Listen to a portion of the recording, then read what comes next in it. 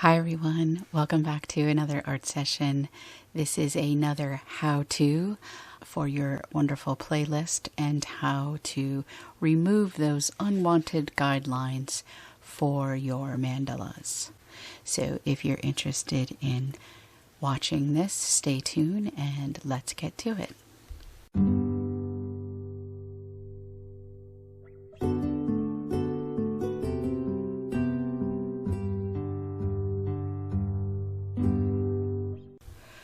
Okay guys, so this is just a basic mandala that I had laying around. I did it a while back and I'm not really going to focus on that. I'm just going to focus on the preparation in the event that I had my guidelines and segments mapped out.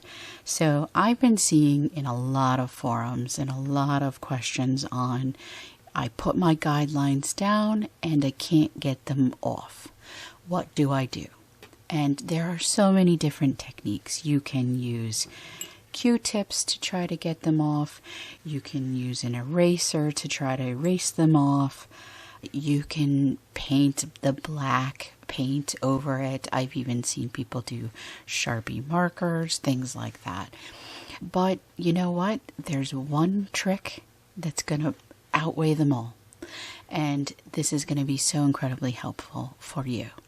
So today I'm just going to demonstrate the different varieties of pencils that you would be maybe using as laying down your guidelines in your template.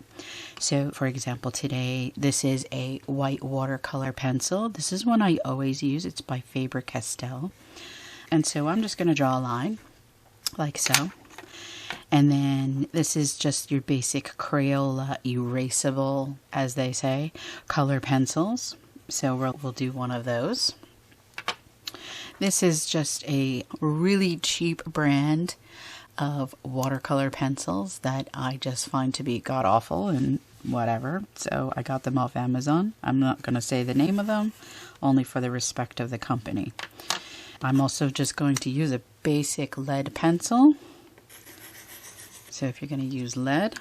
And then the big one that most people have trouble with, a chalk, right? A chalk pencil, white chalk or white charcoal. Okay, so there we go. We have all of our different variations. This is my secret, and it's probably one that you might have heard of, but even so, magic erasers. So this is comparable to the Mr. Clean magic erasers. I bought this one, I think, at the dollar store. So they look like this when you first get them. You know, ladies, if you do any household cleaning, or even men, you would know that these are great for getting off stuff off the walls and cleaning grimy grease and things like that. So I just like to get a scissor and I like to cut a tiny little piece of it because I don't want to use the whole thing up.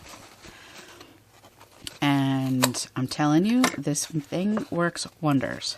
So there we go. I have a little piece of it, and I'm just going to get, this is a little bit of water inside of a squirt bottle.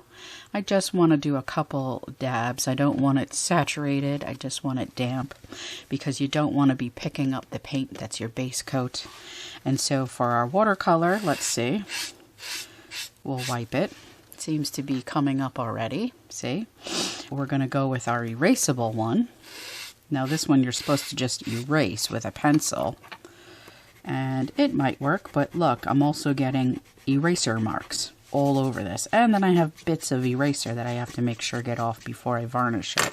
And you can still kind of see that marking there. Do you see it? Okay.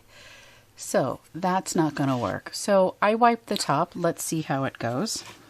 This one is the really cheap watercolor pencil. So let's see how that one works. Looks like it came off pretty good. Now don't be alarmed if you see a little bit of black. You might pick up a little bit. Just make sure that you have a nice coating when you first start and you won't have any problems. This is our lead pencil. So lead pencils are usually, you have to erase them off. Let's try with the magic eraser. Oh, it looks like it came off. And the big one that everybody has problems with, a chalk pencil. And I'm just lightly putting some pressure. I'm not even scrubbing this. I'm just moving it down I'm trying to wipe off some of the water so that you can see it a lot quicker. And we'll let this dry and we'll see how it turns out, okay? Okay guys, so I'm back. It's been about 5 minutes or so. It's still a little bit of damp, but you can see, I'll zoom in for you, that every single pencil I had is gone. So here went up here. This was the eraser. However, there is still some scuff marks that you can still see that very faint outline of it. And up here, you don't see anything. So guys, I'm here to tell you that you do not need erasers. You do not need a lot of elbow, you don't have to be doing anything hard work, manual labor to removing these lines. You need this beautiful tool. And that is it. And a little bit of water. And things will come off and you'll be ready to go and ready to start varnishing. And, even so, I've seen people using baby wipes, and baby wipes are great, but I want to show you real quick what can happen. So you can be wiping with your baby wipe like so, and if they're not good quality, you are going to get pieces of the cloth onto your mandala, and then when you try to varnish, you'll notice you have little hairs everywhere too. So that is also kind of something that you got to be careful with. It's the same concept as using a Q-tip as well. I do like to use these for tiny little areas that maybe I can't get in with something else, especially if it's not a flat surface. But I want to make sure that this is fully saturated because the little hairs on this can pull off as well. So honestly guys, I would just recommend this little guy, and that's all you're going to need. So if this was helpful, give it a like guys, and share it with your friends please. This is our wonderful combating the guidelines and segment lines. So take care guys. I hope this was helpful, and happy dotting. Bye.